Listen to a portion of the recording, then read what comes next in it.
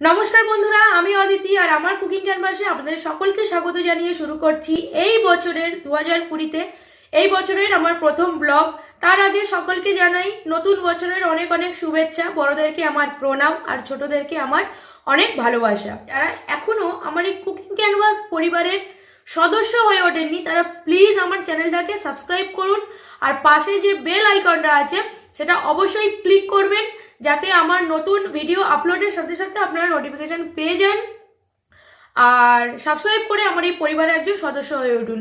আজকের আমি বানিয়ে দেখাবো একটা খুবই সহজ রেসিপি। এক তো নতুন বছর, তার উপর শীতকাল, আর শীতকাল মানেই বাঙালির একটা বিশাল বড় উৎসব যেটা হলো পিঠেপুলি উৎসব। সেই পিঠেপুলি উৎসবেরই একটা খুব সহজ পিঠে যেটা আমি বানিয়ে দেখাবো।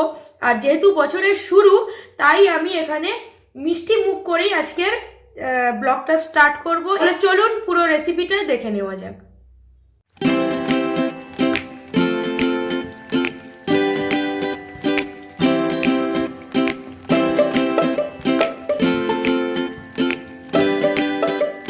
তাহলে ভাজা পিঠে বানাতে আমাদের যেগুলো লাগছে তার মধ্যে প্রথমে বলছি ময়দা, যেটা আমি মেজারমেন্ট কাপের 1 কাপ পরিমাণ ময়দা নিয়েছি, বা আপনারা যে কাপ ইউজ করবেন সেই কাপের 1 কাপ ময়দা।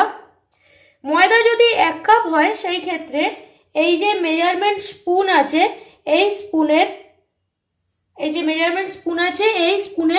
4 টি টেবিল স্পুন সুজি। 1 কাপ যদি ময়দা নেন তাহলে 4 টি টেবিল স্পুন সুজি।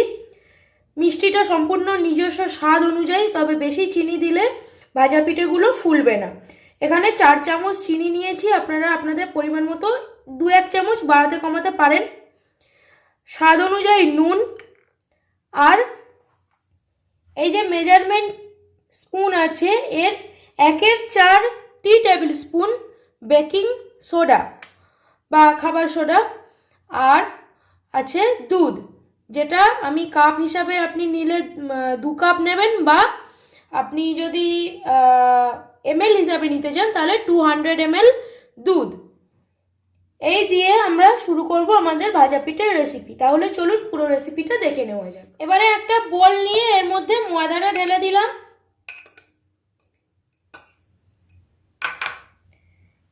এরপরে সুজি একে একে করে আর কি সমস্ত উপকরণগুলোকে মিশিয়ে নেব। বেকিং সোডা,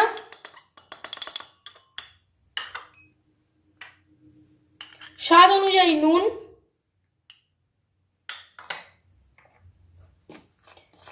আর চিনি।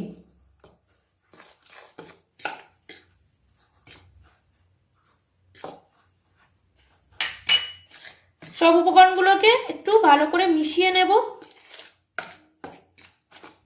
এখানে আমি হ্যান্ড ব্লেন্ডার ইউজ করছি মিক্সিংটা একটু ভালোভাবে করবার জন্য। আপনাদের কাছে যদি হ্যান্ড ব্লেন্ডার না থাকে তাহলে ডিম ফাটানো ফর্ক দিয়েও আপনারা এটাকে মিক্স করে নিতে পারেন সুন্দর করে। এবার আমি এর মধ্যে অল্প অল্প করে দুধটা দিয়ে দেব। দুধটা অবশ্যই রুম টেম্পারেচারের দুধ নেবেন। মিক্স করব হ্যান্ড ব্লেন্ডার দিয়ে। ব্যাটারটা আমার পুরোপুরি কমপ্লিট হয়ে গেছে। স্ট্রাকচারটা মোটামুটি এইরকম একটা স্ট্রাকচার আসবে। দেখুন, খুব পাতলাও হয়নি খুব ঘনও হয়নি, এরকম একটা স্ট্রাকচার আসবে। আচ্ছা, তখন আমি উপকরণে আরেকটা জিনিস দেখাতে ভুলে গিয়েছিলাম, যেটা হলো সাদা তেল, যেটা দিয়ে আমি ভাজবো ভাজা পিঠেটাকে। তো আমি এরকম একটা প্যান বসিয়ে নিয়েছি, এটা গরম করে নিয়েছি। এর মধ্যে এবারে আমি সাদা তেল ঢেলে দিলাম। এটা পুরো ডিপ ফ্রাই হবে।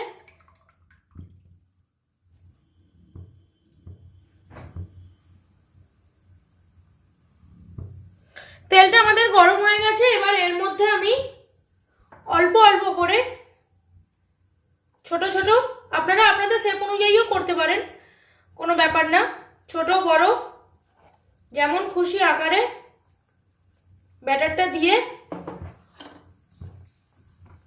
এটাকে ভাজতে হবে।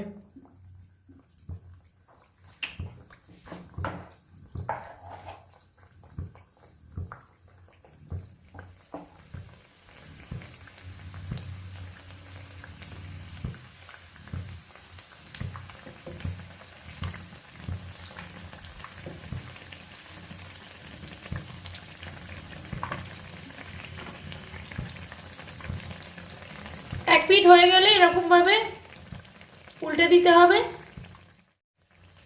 এটাকে হাই ফ্লেমে একদম ভাজবো না, কারণ হাই ফ্লেমে ভাজলে এটা উপরটা পুড়ে যাবে, ভিতরটা কাঁচা থেকে যাবে। তাই এটাকে মিডিয়াম ফ্লেমে করে দেব।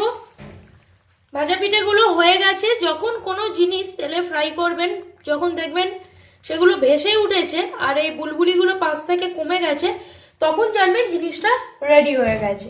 এবার এটা আমি নামিয়ে নেব। তার আগে প্লেটে আমি 2-3টে টিস্যু পেপার নিয়ে নেব, যাতে এর পুরো তেলটা অ্যাবজর্ব করে নিতে পারে। এরপর এটা ছেঁকে তুলে নেব।